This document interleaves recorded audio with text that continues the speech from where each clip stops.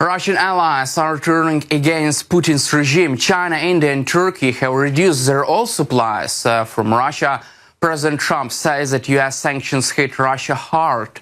Meanwhile, Putin's drones have targeted Brussels again. What is the current impact of U.S. sanctions on Russia and how harmful are they for Putin's regime? Russia's seaborne crude oil shipments have plunged to their lowest levels in months as newly U.S. sanctions against Moscow's biggest oil companies begin to reverberate through global energy markets.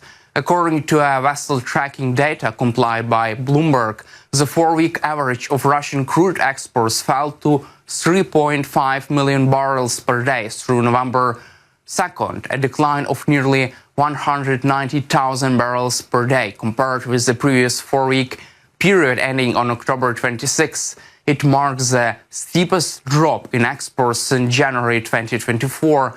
Bloomberg's analysis attributes the downturn largely to refineries in China, India and Turkey, which together account for more than 95% of Russia's seaborne oil purchases, cutting or pausing orders amid concerns about exposure to U.S. sanctions.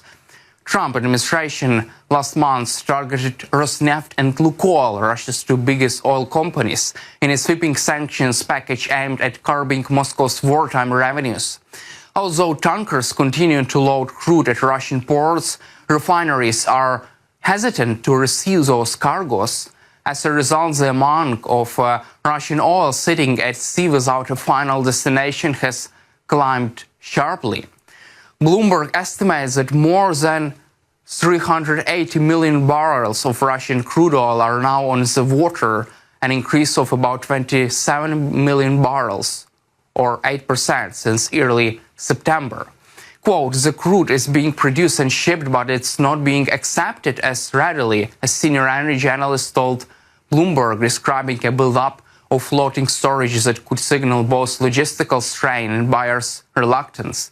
China's imports of seaborne Russian crude oil averaged about 970,000 barrels per day in the 4 weeks to November 2nd, a noticeable drop from prior months. India's shipments fell to 940,000 barrels per day, down from roughly 1.6 million barrels per day in late October.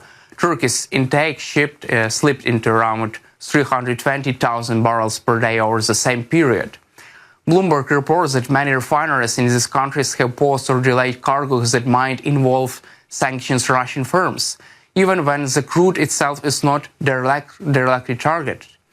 Others are seeking alternative suppliers, including producers in the Middle East, Africa, Central Asia, to mitigate the risk of secondary sanctions or trade disruptions. For Russia, the loss of its three largest foreign buyers represents a serious blow. The value of its crude export shipments fell to about $1.1 billion in the week ending November 2nd, down nearly 27% from the previous week's revised figure, according to Bloomberg. Bloomberg vessels tracking data shows roughly 1.3 million barrels per day of crude leaving Russian ports with either vague or undisclosed endpoint, including around 1.2 million barrels per day from Western terminals signaling generating destinations such as Port Said or Suez. Aboard 140,000 barrels per day are on ships that have not yet transported any destinations. Energy analysts say this dark fleet shipments underscore how Moscow has sought to obscure a strike pattern since the onset of Western sanctions. It's a shell game on the water, said one European trader who spoke on the condition of anonymity. They load, they rename, they switch off transponders, and eventually it gets somewhere, but the chain of custody is getting riskier for buyers. The steep decline in Russia's export volumes coincides with renewed U.S. effort to choke off Kremlin's wartime oil revenues. Washington's latest sanctions, which targeted not only Rosneft and Lukoil, but also several ship management companies accused of facilitating sanctions evasion, have already prompted compliance warnings from global insurers, banks and shipping firms. Bloomberg's report indicates that the combined impact of these restrictions is being left more swiftly than many expected. By curbing refiners' willingness to take Russian barrels, the sanctions have disrupted Moscow's post-2022 strategy of rerouting crude flows from Europe to Asia. At the same time, Russia's Urals crude has seen its discount to Brent widen again in Asian markets. That discount, which had narrowed earlier this year, is now at its largest since mid-2024, reflecting reduced demand and greater perceived risk. Meanwhile, as string drone sightings over Belgium's main airport this week forced repeated shutdowns of airspace, grounding flights and stranding hundreds of passengers while prompting an urgent European response to this. Belgian aviation authorities confirmed that operations at Brussels airport were suspended twice, first on Tuesday night and again on Thursday evening after drones were spotted flying near restricted airspace. Officials describe the incident as serious for the country. According to Bloomberg and Belgian Air Traffic Agency, the first alert came shortly before 8 p.m. local time on Tuesday, when controllers detected a drone close to a flight path near the runway. After briefly resuming operations, the airport was shut down again around 10 p.m.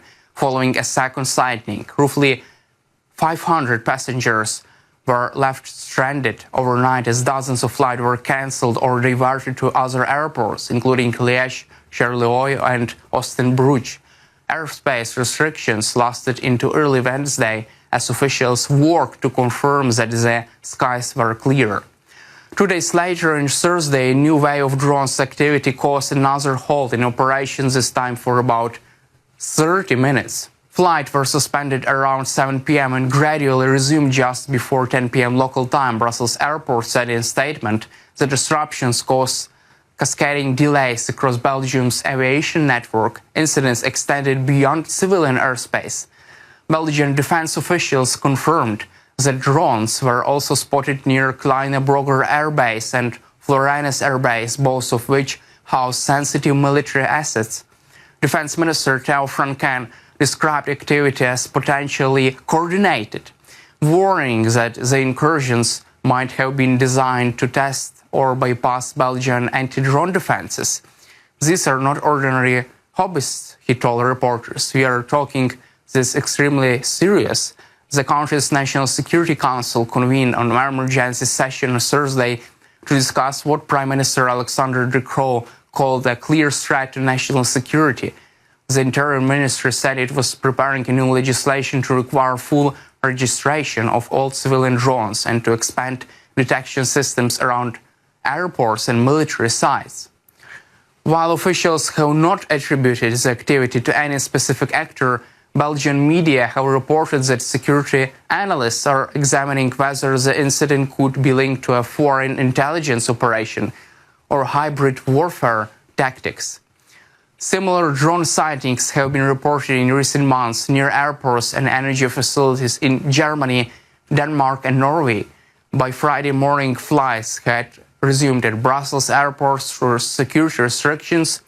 Airport management said it is coordinating with police and Federal Aviation Authority to identify the drones. Quote, "The safety of passengers and crew is our top priority," the airport said. "We regret the inconvenience caused by these illegal drone flights." Aviation experts say the events underscore the vulnerability of large airports to small, easily available drones that can disrupt operations even without causing physical harm.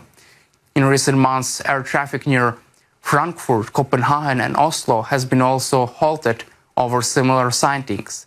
European officials have raised concerns that state sports or actors could be using drones incursions to promote air defense. For Belgium, the stakes are high, as home to both EU institutions and NATO's military headquarters, as the country is considered one of Europe's most sensitive airspaces. That's all for today. Subscribe to our YouTube channel and glory to Ukraine.